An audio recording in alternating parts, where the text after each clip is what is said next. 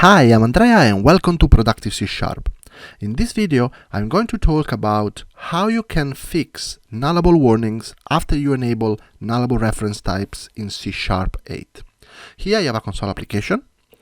As you can see in the CS proj, I've enabled the nullable reference types feature, and I have 4 warnings I'd like to fix.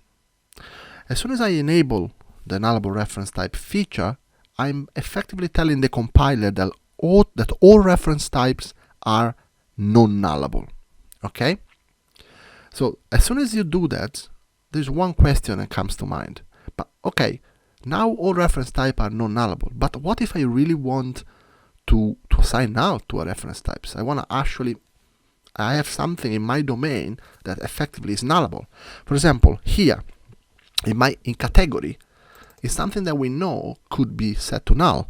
So we know that this product always need a name, but might not need a category. Okay? So in this case, the compiler had to introduce a new way to specify how when a reference type is nullable.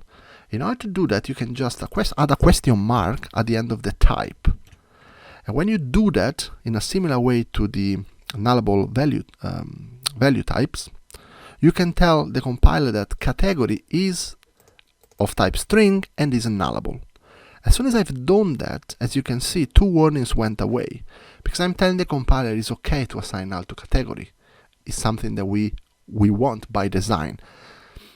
The developer is effectively expressing the intent that category is nullable. And that's one of the good things about this feature. By enabling this feature, you are forced to be clear about the intent of nullability in your code base. So here I'm telling explicitly that category is nullable, and here I'm telling explicitly that name is non-nullable. That is the default when you enable the feature. Okay? So now, however, you still have the warning say here that a possible dereference of category might still happen. Because you know that even if with this feature enabled, the compiler is doing flow analysis and helping you to find warnings. So you can fix that. There are different ways to do that. You could, for example, here do a question mark, and if it's null, specify 0. As you can see, 1 warning went away.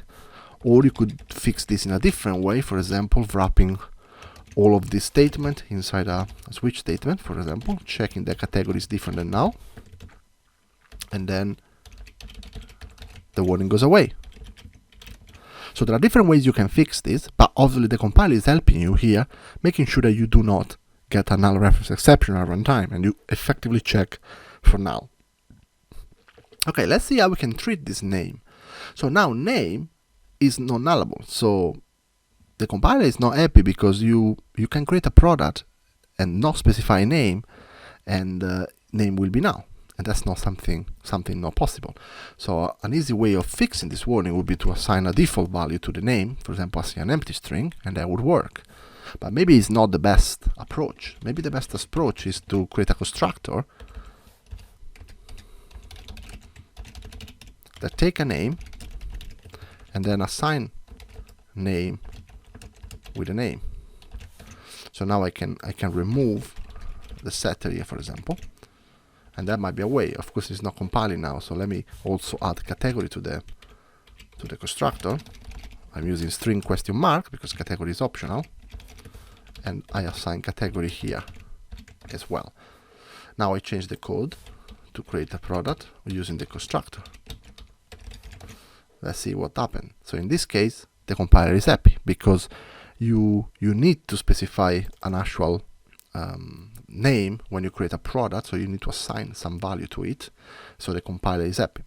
Obviously, this doesn't prevent to effectively setting null at runtime, because, for example, here when I get console read line, name could still be null.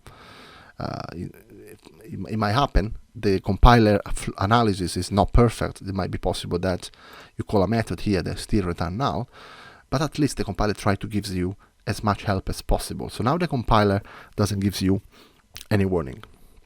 Okay? There are, however, situations when the compiler flow analysis is not good enough and is giving you some false positive, so some warnings that are not really warnings, and then you know that something can never be null, but the compiler is still giving you the warning, or situation when there is really no way the compiler can know if null reference exception can happen or not.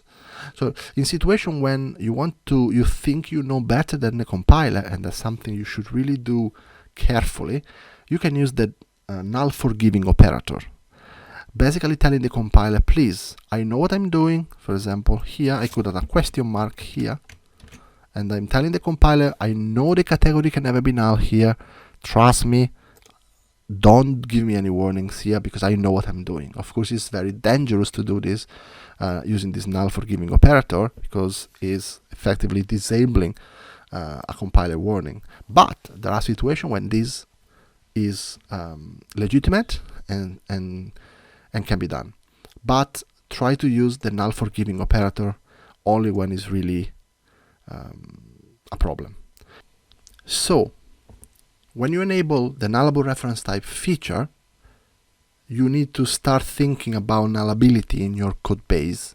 Think about which types are nullable, which type should be non-nullable, and if you want to make it declare the intent that a reference type should be nullable, you use the question mark at the end of the type, like that.